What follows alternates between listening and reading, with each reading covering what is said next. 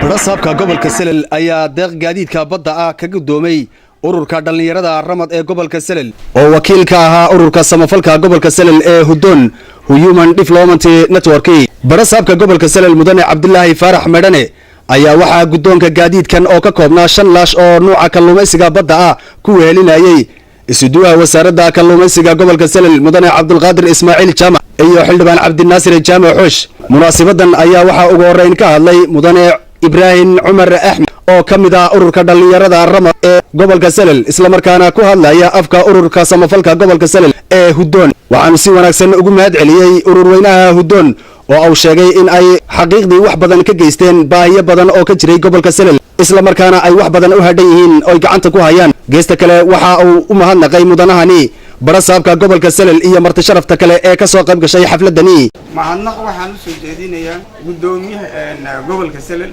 isku duwaha kalluumaysiga qaybta Salel deegaanka iyo marti sharafta meesha isku timidday. mahadnaq baan u soo jeedinayaa. waxaan ku xigsiinayaa walaalaheen ururka Hudon oo noogu deeqay 5 laash noogu deeqay 5 taana ay u kala baxayso dabana Salel 3na Lugaya. marka kuwaasoo ah oo tebay walaaluhu iyo halkan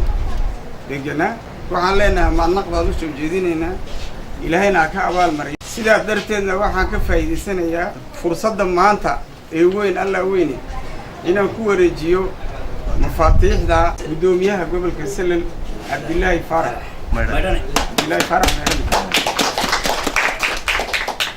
sidoo kale waxa isaguna munaasabadaasi ka hadlay xildhibaan Cabdinaasir Jaamac Xoosh Tallaabo oo kamid ah xildhibaanada golaha deegaanka ee degmada Saylac. waxaanu mahadnaq ballaaran u soo jeediyay ururweynaha Hudon oo qiyaastii gobolka Salel ka geystay gargaarkii iyo gurmadkii dhinaca horumarka ee uu ballaarnaa. marka hore mahadnaq u soo jeedinayaa cidii soo qaabisay xafladan quruxda badan leh ee aan ku qaabilayno maanta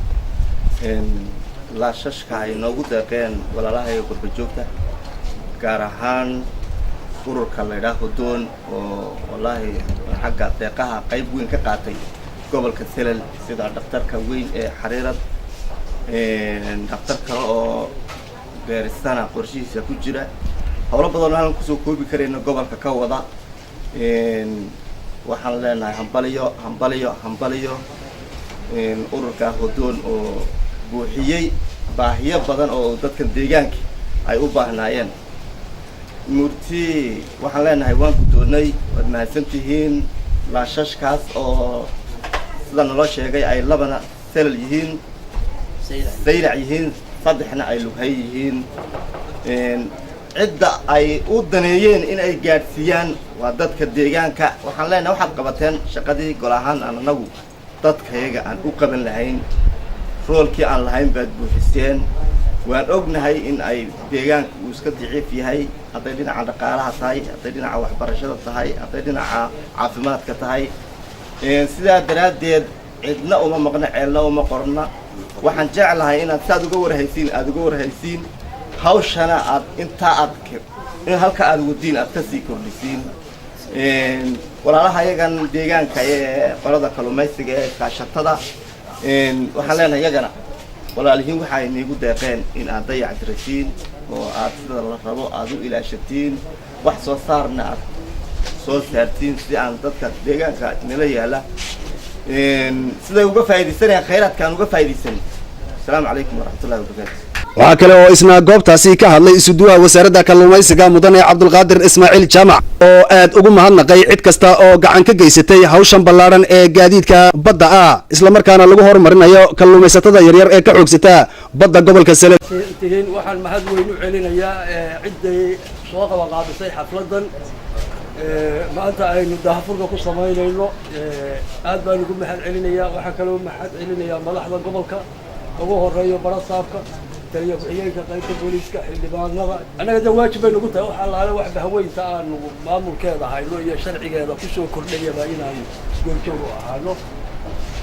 una dhammayno wixii waajibaan ay noogu leeyihiin xaqiiqda annagoo u dhalaliyo maamulihii degmaduba waxaanu mahad u celinaynaa oo aanu ka guddoomaynaa ciddii wax keenta ku saabsan khayraadka badda ku duugan kaga faa'iidaysanaysa welcome baanu leenahay waa soo dhaweynayna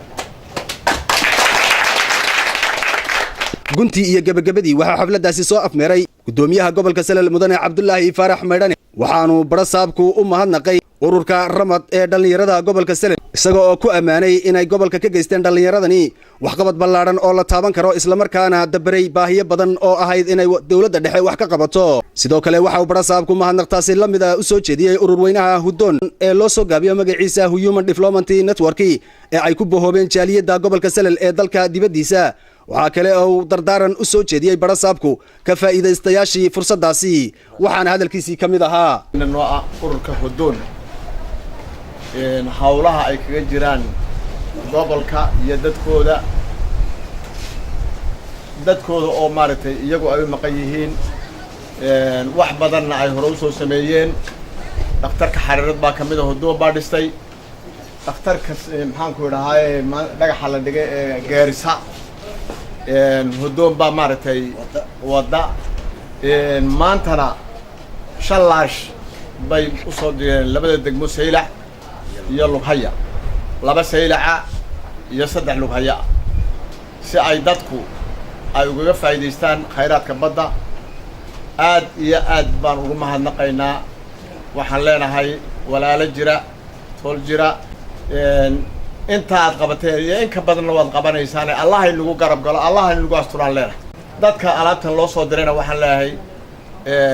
ama waxaad noqonaysaan kuwii ka faa'iideysta ama kuwii lagu khasaaro laakiin waxaan jecelahay inaad kuwii ka faa'iideysta aad noqotaan maan jecelahay oo aad ugu tala jirnaa intaasi kadib waxa uu barasaabku kala wareegay mafaatiixda laashashkaasi oo ka koobnaa 5 laash oo loogu talagalay degmooyinka Saylac iyo Lughaya isaga oo isla goobtiina ku wareejiyay gudoomiyaha iskaashatada kalluumaysiga rasmi ee degmada Saylac Maxamed Cawaale Daahir xariirad.net Saylac